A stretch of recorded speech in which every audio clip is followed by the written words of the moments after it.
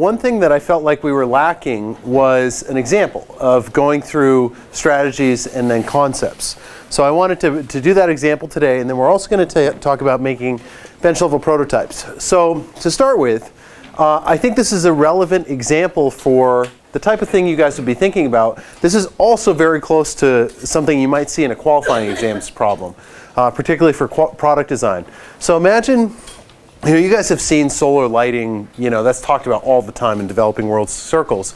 But what if we said, we want to make a solar lighting system that uses renewable energy for like off-grid environments, has enough light to light a whole room, so like a 10 by 10 living room, right? Not just a little light, but enough light for a whole room. Has to last 4 hours a day, so say from like 6 to 10 p.m. And you have to recharge it in a day. And for now, I won't put requirements on here because I think you need to dig a little bit deeper for these. But these ones, what are some strategies you could come up with? Right? I want to talk about strategies and then concepts. But actually before that, what do you think is a critical thing to consider here? Like critical calculation? Power. Power and energy. Right? How much power and energy do you need? So what do you think is a reasonable amount? How could you estimate that? Yeah. Well, you take 4 hours per day, and then Yep. say if you did a really efficient LED or something, and it's, call it like 10 watts. Maybe Yeah. even less than that, times 4 hours with your energy. Okay, that's a pretty good estimation. So I was using my baseline was a 100-watt incandescent bulb, right? And that is equivalent to about a 15-watt LED bulb. So you're right on. You can find these conversion tables online, but wattage comparisons, incandescent 75 to 100 watts here, that's 10 to 15 watts LED. So okay, let's say you're working with 15 watts, right? How much energy do you need? This is 15 watts. Times 4 hours, divided by your. Yeah, this is just joules per second, right? So you multiply it by time. So you have 15 watts times 4 hours, right? Times 3,600 seconds per hour. Good conversion to know, but you can always figure that out, 6760. So that equals about 200,000 joules. That's the energy you have to produce to first order. So now let's start thinking about strategies. What are some strategies you can come up with to create that much energy in a renewable system? And when I say strategy, I want you to think about embodiment-independent solution paths. PV cells. Yeah, you can use solar power, right? That's a good one. So, so number one, we can say solar power. Okay. And so how many solar cells might you need? How big a solar cell area might you need to do that?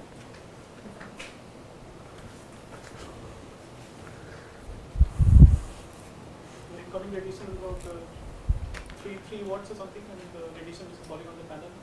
Is how much? It's about maybe 2 to 3 watts or something. No way. It's about a kilowatt per meter squared. But a panel's efficiency is around 10% probably. Around there. It's a little higher. But what's an important skill for you guys to develop is like being able to do quick estimations. So okay, I think this is a great strategy. So when we say solar power, you don't have an envision yet of what the system would actually look like. But this is a quick power calculation that you can see is this strategy viable. So how much area do we need? Yeah? Well, just maybe you can, the power of the sun kind of goes like that. So maybe Yep. just block it off, call it 8 hours a day. That's a lot. Yeah, sure. All right, so But that thinking, yeah, sure. 8 hours, maybe 6 hours a day at Okay. full sunlight. Okay.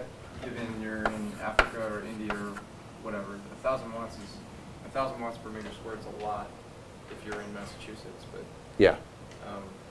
so 6 hours of sunlight per day Yep. times whatever area you want to make it Yep. equals.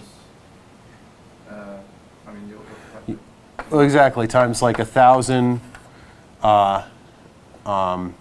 watts per meters squared times area, right? Crosses that out. And this is time. And so you're left with how much energy you have, right? Yeah. Exactly. Yeah. Sorry. Good call. Times efficiency, which is this would be like 10%. Yep. Good call. Yeah. So you can do that calculation. You know, I did it for like 4 hours when I worked this out, and that means you need about 1 meter squared of panel area, which sounds, you know, that's not too bad, right? Okay. What's another strategy? This is one strategy. What are some more? Yeah. Burn wood. You could burn wood. Stirling engine. No, but that's a good idea. You know, that's another power source. So like, you know, combustion. I'm going to make this even more general. Combustion of biofuel. Okay, that's true. And you need some conversion from heat to electrical. And so what's a way you could do that? Use steam engine. Yeah, you could use steam. You could use, what are they called, Peltier? Yeah, thermoelectrics. Yep. Cool. What's another one? What's another strategy? Wind, yep. Wind. So do you have a sense of how big of a turbine you would need to do this? What part of the country? Yeah, it depends. It also depends on how close to the roof or to the ground you are. You know, because you're in the boundary layer of air. This is why turbines tend to be really big and really tall, you know, to get them in fast air and because of an area scaling relationship. But just as a quick calculation, you know, the energy per unit volume of air has units of pressure, right? And this is how I always remember it. And this is 1/2 rho v squared. This is the dynamic pressure in Bernoulli's equation. So pressure times area is force, right? Force times velocity is power, right? So if you do this, 1/2 rho v cubed A, that's how much power you're getting from your air. And then the efficiency of a wind turbine is around, you can estimate around 50%. The Betz limit, which is the theoretical max efficiency, is like 53%. So, you know, as a first calculation, you can use this. So I worked through this and I said, okay, our wind speed is 5 miles per hour, average over a day. We need an area of about 1 meter squared. Also, not too bad, but a 1 meter squared turbine is more expensive than a 1 meter squared solar panel, right? Okay, so that's another way you could do it. What are some other ways?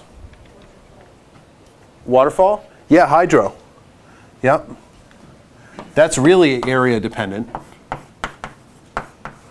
And you could do the same calculation as you did right here. It's the exact same principles. What about some others? What, human or animal powered? Human, yes. Animal. No, this is a really good point. So human, this calculation is really quick. How much power can a human put out? So even if you're only 30% efficient, Yeah. you only need 180 watts for 1 hour. So suppose that you were doing, you're inefficient, so you're at 30%, so you're 45 per hour, and you have to do that 4 times. Because You- it's 4 hours of power. Where are you getting your efficiency? I'm assuming that you have the guy on a bicycle. Okay. And a generator. Sure. That's going to be more than 30%. That'll be Right, like so when you're 80% or very so. conservative, like you do Yeah. the things available to the person, Yeah. you can still store it in a battery, and in 1 hour a day or less, one human can easily produce enough power to light an LED for 4 hours. Well, I would argue it's closer to like 4 hours on a bike. Because say they're outputting 100 watts, Okay. right? Oh, I'm sorry, that's for an incandescent bulb. Yeah, you're right. Yeah, for 25 watts, yeah, about an hour. Yep. So, sure, yeah, yeah, with the efficiency, I agree. Yep. So, you know, around 1 hour of work. I don't know. That could be reasonable. Could be a pain in the ass. You know, but it's a good thought. Can you think of another? Yeah. The energy that we can get from electrolysis. From what? From electrolysis, if I'm right in English word, that comes from the chemical reaction with some liquids and you get energy. Well, electrolysis, you put in energy to split hydrogen and oxygen. Do you mean like burning hydrogen? Sure. Yeah, you could do a combustion, but that goes back to solar. You know, you need some power source to do the electrolysis first. Yeah. Yeah. Geothermal, if you're like Yeah, that's good. Oceana or something, where there's green pine. Yeah. Cool. And another one I thought of was kinetic energy.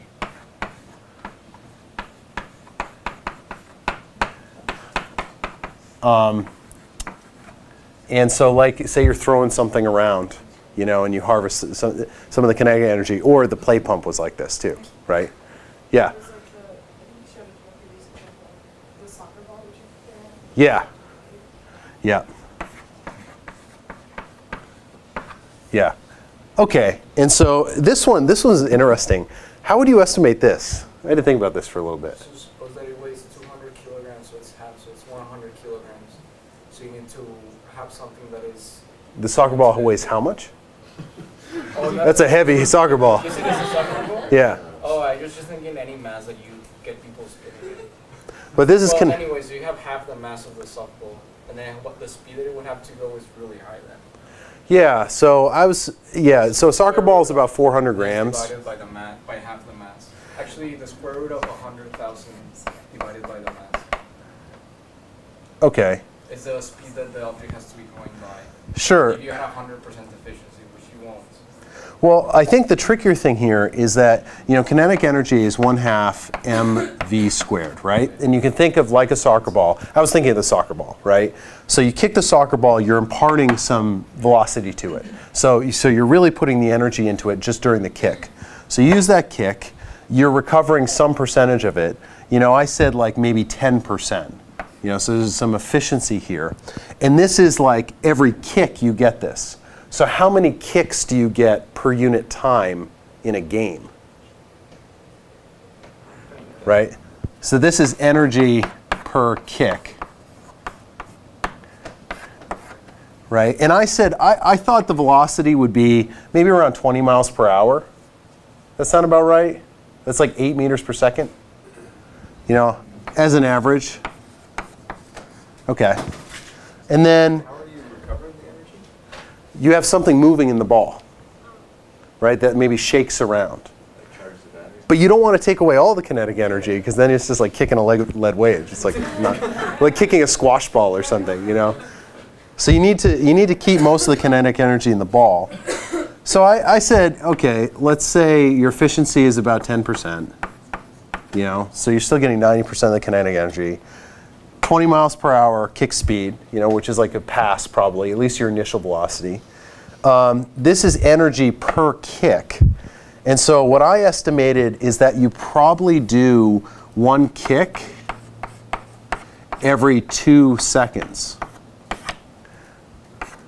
right? As you're passing the ball down the field. And so then you want to multiply this by time of play. And you can solve this, set this to 200,000 joules, right, what we need, and you figure out time of play. That works out to 3.5 hours. Mind you, that's for one house, right? So It's kicking the ball every 2 seconds for 3.5 for 3.5 hours. That is a long game. Yeah, so you look at that and it's like, I don't know if that's such a great idea. So anyway, this is great, guys. You're coming up with great ideas. And so, you know, I think in your strategy stage, you want to be thinking about a bunch of different ways to solve the problem that are independent of the actual embodiment. And you can do these kind of quick calculations to see, like, this looks a little dicey. Hey, that looks like, you know, might be viable. And some examples of this that I really like, you know, you said the soccer ball. This is a product. They've sold so many of these things, and it's like, oh, you work out the physics. It's nuts. Oh, another great one. We haven't done this yet. Is the potential energy drop, right? So you can work that out really fast. You know, I said, okay, this thing. Here's your light, and you have like a 2-meter drop, right? And potential energy is just mgh, right? So you say h is 2 meters, g is 10 meters per second squared. M then has to be, what is it? 10,000 kilograms. If you want this to be equal to 200,000 joules, right? So this product, I remember when this came out, it's like, you know, I did the calculations and I'm like, oh my God, this is such a farce. Like, you can't get a lot of power from a dropping weight. Or, you know, to get even a little bit of power, you have to hang like a cement bag or something. You know, it's kind of nuts. And I wonder how many of these have broken because people are like, oh, I can get more power out if I hang a bigger load on it. Crazy. Okay. Yeah. So, if these don't work, why do people buy them? Good question, right? No, it's because, like, the reason that's such a good question. Do I have the picture of the soccer ball? The reason people buy them, oh, it's not here, but the reason people buy them is because of pictures like this. You know? This pulls at the heartstrings. And, like, funding organizations will see this and be like, oh, it's such a good idea. You know, everybody's got a bucket of water or something they can hang on this thing. You know, anybody can make power. And like funding agencies, I don't think do a good enough job, like just doing these quick calculations to be like, play pump? Don't think so. You know, what is this called? Gravity light? Can't get much light. Yeah. But do they not go back and check, like, whether these actually are used? I don't know. It'll put out a little light, but like, I don't know. Look at how dark this is in this picture. Like, imagine trying to read. You know, I'm sure you can put out a little bit of light. Like even like a firefly in a room or something will light up a little bit. Or like you know, I turn my watch on or something and it'll put out a little bit of light. You know, a few watts. Or not, no, fractions of a watt. I don't know. You know, in like particularly when these products are given out through aid agencies, what you have to remember is that the consumer may not have any influence on making the product better. They can't assert any pressures to say like, I don't want this, you know? Because the buyer is like the rich Western person who feels guilty and they're like, oh yeah, I'll buy lights for these poor people in Africa. Yeah, but you know, it's up to us to like do these calculations and be like, oh, no, this won't work. Okay, so going into concepts, let's say solar power. I think just from these quick calculations, solar power looks pretty good. But you know, you can certainly do a more rigorous job and do the real numbers to justify this. But you know, 1 meter squared isn't bad. What are some concepts of how you could implement a solar powered system? What would that look like? Yeah. An elaborate mirror system? And a concentrated solar. That's a cool idea. Yeah, so you know, you have your house. Would you do it at the house? You could try. Yeah, so maybe you have this like heliostat with a bunch of mirrors and then a little solar panel right here and the sun is shining on here and you run that down in your house and here's your light and here's your battery. Right? Okay, that's a cool idea. That's good. That's one concept. And so here, now I'm able to draw. I know this is a really quick and dirty sketch, but it gives you a physical embodiment idea of how you could solve this. What's another? Yeah. You just put the panel like on the roof of the house. Done. Put the panel on the roof. So you have your panel here. That's coming down into a battery. And then you have your light in here. Cool. What's another one? Yeah. You can put it on some kind of like gearing system where you can turn it as the day goes on. Just have some place that's convenient that you can turn the panel. Oh, okay. So okay, a tracking panel. That's a cool idea. Yeah. So you have your panel up here. I don't know, maybe this comes down to a rope to a person who's grabbing it, and it's turning the panel. This is a cool idea, Kevin, because you can get away with a smaller panel size by doing this. You know, by keeping alignment to the sun. But you have to think about, like, does the operator have to babysit their panel all day long to do this? right? And then you have your light and the battery. What's another one? This is great. Yeah. Scale plant, A what? a village scale plant where Ah, yeah, village scale plant. So you have a bunch of houses. And then over here you have some big solar panel plant that's sending energy to each of them. That's cool. Yep. So this is great. So, see, you're getting physical pictures of what all these look like. What's another one? Maybe just like What? concentrate. Like this one, right? Yes, this one. Okay, yeah. It seems like there's more risk in the one on the far right. The ones on the far left, if you lose yours, you're kind of SOL. So if you had kind of more than one panel, smaller panels between houses with some kind of electrical linkage between them. So maybe you had, I don't know, a large one on every other house, interconnecting this along to some kind of minor grid. So you're not putting So- all of, like if somebody throws a rock through that. Or Through this one? Yeah. Yeah. So you build in some redundancy. Another one I thought of I think this is what happens a lot of times, is you build in redundancy by, instead of doing one light, you do a bunch of little lights. So here's a desk, here's a desk, you have this little desk lamp. And so you end up lighting a room, but you do it discreetly, around the room.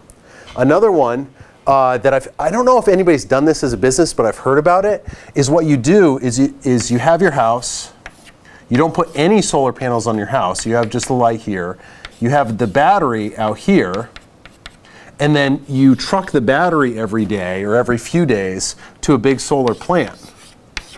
And you charge up the batteries at this plant, a bunch of batteries, and people rent the batteries and bring them back to their house. So it's kind of like this one, but without the infrastructure. So yeah, you can think of a bunch of different ideas, and then you could, we talked about Pew charts in the last class. I don't know where the eraser is. Talked about Pew charts in the last class, and you can think about attributes of these different ideas, right? So what would some of the attributes be that you'd want to compare? This is idea 1, 2, so this is 1, 2, etc. What are some attributes you'd want to compare? Cost. Definitely cost. Yeah. Installation. Installation, sure. Yep. Yeah, exactly. Yep. Convenience, that's another one. That, like this one may have a really low convenience score, even though it has a high efficiency score, right? So like user input. Yeah, that might be important depending on the market. Cool. So you get the point. No, this is great, guys.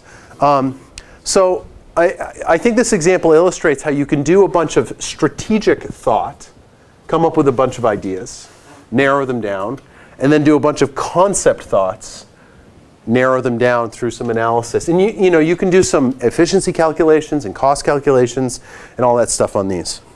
Okay. So here's some pictures of actual products. And so this is done by Celco, and this is very much like our number 2 solution. So you have big panels on the roof, and people rent them and charge batteries at their house. The D-Light solution, I think, is, they're going for this. They're doing really small solar lights. But think about this, like they have 2 different types of products, or they have a few different types, but 2 categories that I saw is there's this type where you have a panel that you could maybe throw up on your roof. And then there's this type, which is a little solar lamp that has the panel on the lamp itself. What could be an issue with that?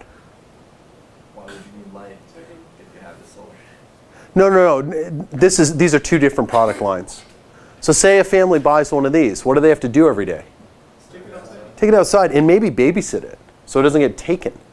So your charge time might be very important with this one, and how the people use them. And then here's another example that I think is just honestly not very useful. Because look how small the panel is. And this was definitely done as an art project type thing. It was designed by an artist and an engineer. And it can give out very little light. You have to babysit this thing outside. I don't know. I don't think there's a lot of engineering rigor here when I've seen these. So this shows you the spectrum. Okay, now just to wrap up before Michael kills me. few notes about bench level prototypes. Bench level prototypes are awesome in helping you figure out your design decisions and figure out your design direction. So, one point about physical prototypes is they can give you a sense of how an idea may look or feel. So, I brought in a bunch of examples today to show you guys. And you can look at these after class or something, or while Michael's setting up. But here's a mouse, 3D printed. You can hold it, you can feel like what the scroll wheel would feel like, but this is not a full-out mouse. They didn't have to injection mold this or anything. But it gives you a really good sense of like how this thing would look. Here, you can pass this around. Another point is you can test a physical interaction. So a few years ago, I was working for Bluefin Robotics, which is an underwater robot company, and we were thinking about having, they make these big yellow submarines. They look like torpedoes. And we were thinking of making a system that could shoot a rope out of the vehicle so you could shoot a grappling hook at the rope and then tow it into a boat easier. So we're thinking about designs of how would you shoot that rope out of the vehicle. So I was thinking of like a ballistic design. And I just, made this really quick and dirty prototype, sheet formed aluminum, riveted onto this PVC. I put a super ball on the end, so it'll bounce. I can't remember why I did that, but I don't know. There's something about the end. And I tied a rope onto this, and I actually took this down by the New England Aquarium and just started chucking it into the ocean. And I wore an MIT hat that day, so people didn't think I had like a bomb or something I was putting in the ocean. But this, this took like 20 minutes to put together. It was really quick. Another reason is that there may be like a lot of variables that are really difficult to model. And so you might be able to get a sense of interactions with a really quick test. So another example from Bluefin is the underwater vehicles, which don't exactly look like a torpedo, but they're kind of this shape. We were thinking about putting a sideways thruster on the front, so if the vehicle is going against a cross current, it could actually push itself sideways as well as pushing itself forward. And my boss and I had this argument about where we should locate this thruster. And I was like, we should put it at the center of drag, going sideways, because then we can just push it sideways and push it forwards with the main thruster. And he was like, no, center of drag's near the front. And I was like, screw this, I'm gonna test where the center of drag is. So I made this little dummy that's about the same shape as a Bluefin underwater robot, and I just dragged this sideways through a tank of water, and if I was pulling right at the center of pressure, the thing would stay perpendicular to the flow. But if I was holding it back here, the thing would turn, or holding it in the front. So I got a really good sense, really quickly, of center of pressure. So another quick and dirty prototype.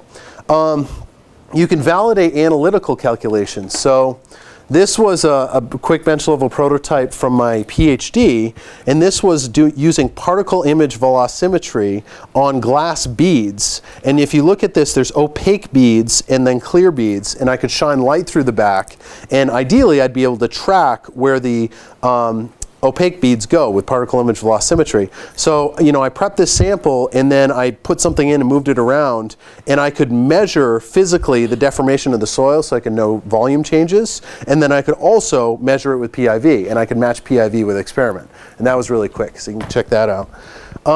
Another one is you can see issues that are difficult to capture with modeling. And so a good example of that was like, CAD is such a culprit of this. Like, you can model anything perfectly in CAD, but you get to real life and it's a shit show. So this is, these are a bunch of lever couplings for the wheelchair, for the LFC. So this one had a split coupling, and God, it's hard to get in there.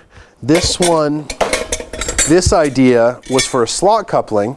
And so this had a really nice narrow package, and we figured out the moment of inertia in this direction. So it was super stiff in this direction, but it was floppy as hell in this direction, because we just have a little thin blade. I won't throw this in your lap because it's heavy. But we went through a bunch of different iterations of this. There's other slots here. You can come up and look at these. There's also, we did a bunch of hub development ideas. That's in here. And then here's another one, kind of looks like as well as fits together. This was my girlfriend and my Christmas card. I'll show you this one. This was our Christmas card 2 years ago.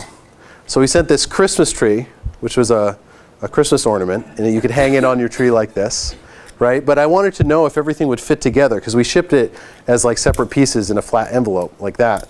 So, what I do first, I laser cut a really quick and dirty, but still the same geometry in interaction type model.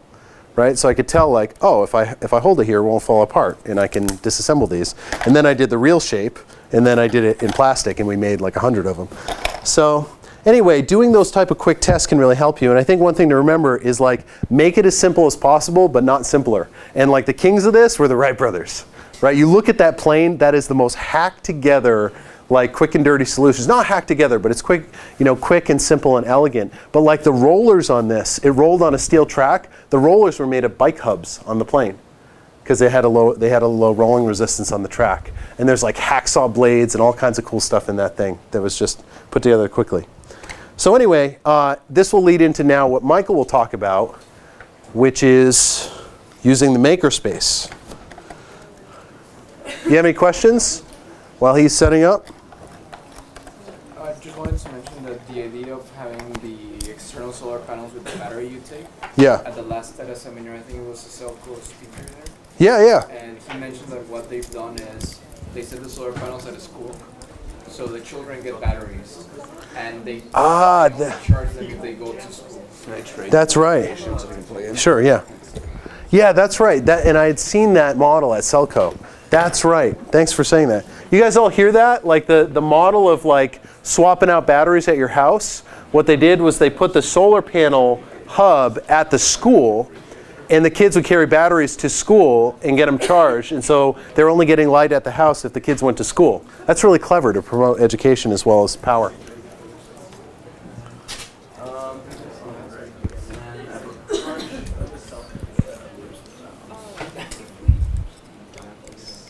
Yeah, if you're already qualified to use the makerspace, they can leave, right? Yeah, you can just go.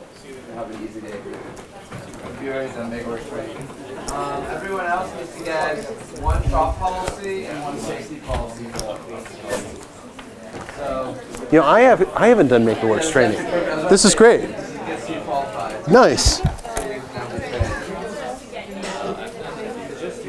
be awkward if I fail you. Would be awkward. That's like the basic one this is the basic one. Yeah. I'm expecting about half you guys to have it. See you, David. You already got that probably. They run out of staples. The stapler got stolen. Our stapler? No, the MakeWorks one. I was thinking this last night, MakeWorks. They got stolen, so I lost all the shop policies. Yeah. Oh, here. Yeah. I'm usually the one who's a stickler about that. So next year, guys, I'll bring the engagement ring that I'm making that I've gone through 26 iterations on. And I felt like it would be bad karma if I showed you the design before she's actually gotten it, because I'm not done with it. But that's going to be It will be done by next year. like prototype to the max. Can I hold you to that? It will be done by next year. Yeah, it's done in like 2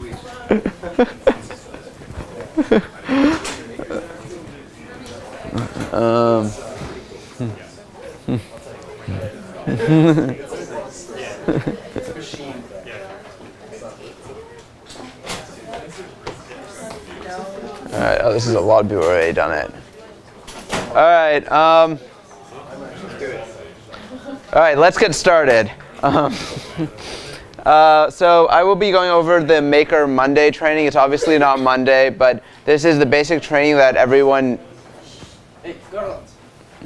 that everyone needs to use the Makerspace at MIT.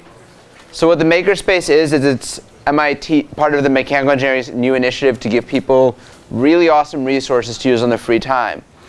So this is primarily meant for not class usage, but you can use this for class projects, and this is probably the best space to use for a class project that is not assigned to LMP or Pappalardo. There are very few places on campus which have these types of resources, both physical and mentors, so experience. So first off, I'm Michael. This is Ahmed. We're both mentors. There are 40 of us. The one thing to remember when you use this space is all the mentors are volunteers. All the mentors do this in their own free time. Be nice to the mentors, but at the same time, they're all there to help you out. They have a lot of experience in making random things. So if you need help with something, just ask them. They're there for you. That's why we volunteered. So it's open to Becky, anyone affiliated. is anyone here not affiliated with the Mechie department? You guys, so I believe Professor Winter talked to Professor Culpepper. You guys will have a 1 semester pass for this space if you're not a Mechie student. We will ask you not to do any of the more advanced trainings because we'll go into trainings later, but there's a reason for that. So you have to stay till the end. That's obvious. That's when we'll give you your credentials. Yeah, we'll go over the shop policies. Then we're going to go to MakerWorks where we'll show you how to use hand tools without cutting yourself too badly. And then we'll give you a tour of the space and what's available for you to use. Let's see. So the purpose of MakerWorks is to create a community where you can make things. So there's very few places on MIT's campus where students can go in and just do what they want. There's a lot of machine shops, but there's very few that offer freedom. And there's even fewer that have the hours we have. How many of you work 9 to 5 and only 9 to 5?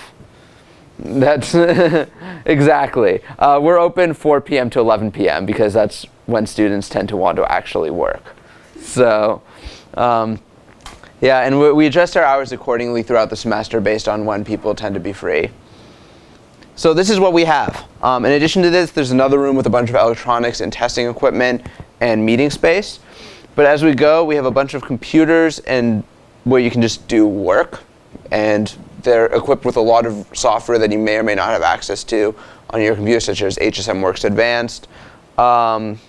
We have 2 laser cutters, actually, both of which are only down for everything but glass right now because we have ventilation issues and the building's complaining we're poisoning them a bit.